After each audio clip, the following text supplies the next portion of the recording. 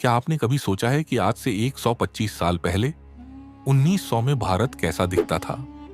जब ना बिजली थी, ना मोटर गाड़ी, ना टेलीफोन, तब लोग कैसे जीते थे? आज के इस वीडियो में मैं आपको ले जाऊंगा उस भारत की सैर पर जो आज से बिल्कुल अलग था। तो चलिए शुरू करते हैं। 1900 का भारत, जहां सिर्फ 6% लोग पढ़ना लिखना जानते थे, जहां एक आम आदमी की उम्र सिर्फ 25 साल होती थी, जहां 5 रुपए में पूरा महीना चल जाता था। सुनने में अजीब लगता है ना, पर यही सच्चाई थी उस दौर की। ब्रिटिश राज अपने पीक पर था। क्वीन विक्टोरिया हिंदुस्तान की महारानी थी और हमारे देश की तस्वीर आज से इतनी अलग थी कि आप यकीन नहीं करेंगे। सबसे पहले बात करते हैं सिटीज की। 1900 में कलकत्ता भारत की सबसे बड़ी और सबसे डेवलप्ड सिटी थी। यहाँ इलेक्ट्रिक ट्राम 1902 में आई, पर उससे पहले सड़कों पर सिर्फ घोड़े की गाड़ी, पैदल लोग और हैंड पुल्ड रिक्शा दिखते थे। बॉम्बे में 1900 में पॉपुलेशन सिर्फ 8 लाख थी। हाँ, सिर्फ 8 लाख। आज जो मरीन ड्राइव है वो जगह तब समुंदर था। विक्टोरिया टर्मिनस जो आज सीएसटी है वो तब बनकर तैयार हुआ था और लोग इसकी आर्किटेक्चर देखकर हैरान रह जाते थे। दिल्ली उस वक्त कोई खास इंपॉर्टेंस नहीं रखती थी। कैपिटल कैलकाटा थी। ओल्ड दिल्ली के बाजार जरूर मशहूर थे, पर अंग्रेजों का फोकस कैलकाटा और शिमला पर ज्यादा था।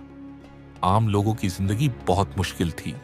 सुबह 4 बजे उठना, खेत में काम करना या फिर मिल में 14 से 16 घंटे काम, कमाई महीने की सिर्फ 5 से 10 रुपए, और उसमें ही पूरा घर चलना होता था। अब बात करते हैं समाज की। 1900 में भारत में सोशल स्ट्रक्चर बहुत रिजिड था। कास्ट सिस्टम अपने पीक पर था। अपर कास्ट और लोअर कास्ट में जमीन आसमान का फर्क था।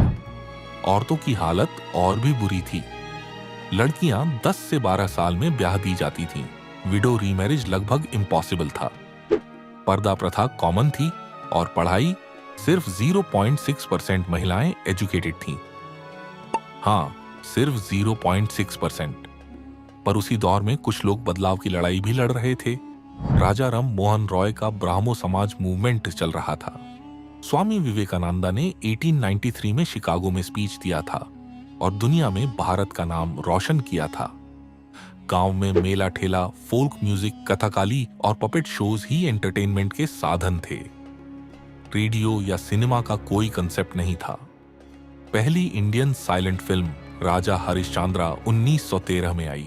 इकोनॉमी की बात करें तो 1900 का भारत दुनिया का सबसे अमीर देश नहीं था जैसे 1700 में था।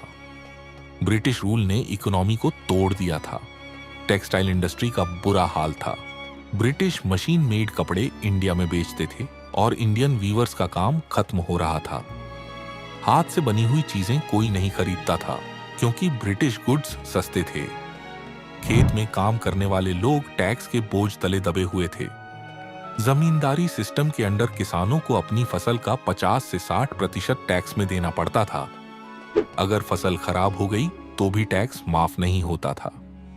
रेलवे 1853 से शुरू हो गई थी, पर 1900 तक भी सिर्फ प्रमुख शहरों को ही कनेक्ट किया गया था। ट्रेन का फर्स्ट क्लास सिर्फ अंग्रेजों और अमीर इंडियंस के लिए था। थर्ड क्लास में इतनी भीड़ होती थी कि लोग छत पर बैठते थे। ट्रेड ज्यादातर ब्रिटिश कंपनीज कंट्रोल करती थीं। ईस्ट इंडिया कंपनी का असर अब भी था। इंडियन बिजनेसमैन बहुत कम थे। टाटा ग्रुप उस दौर में बन रहा था। 1900 आते आते फ्रीडम मूवमेंट की चिंगारी भड़कने लगी थी। 1885 में इंडियन नेशनल कांग्रेस बन गई थी। बाल गंगाधर तिलक ने नारा दिया था, Swaraj is my birthright. Bengal partition 1905 में हुआ और उसके बाद स्वदेशी मूवमेंट ने जोर पकड़ा।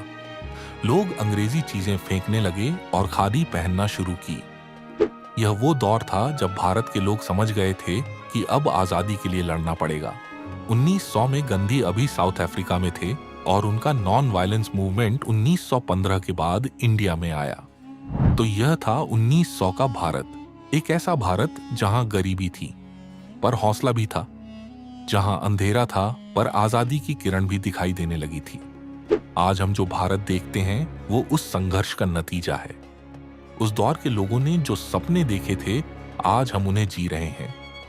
अगर आपको यह वीडियो पसंद आया तो लाइक जरूर करें और चैनल को सब्सक्राइब करना मत भूलिए, क्योंकि दी अनसीन भारत आपके लिए ऐसी ही और फैसिनेटिंग स्टोरीज लाता रहेगा। अगली वीडियो में मिलते हैं।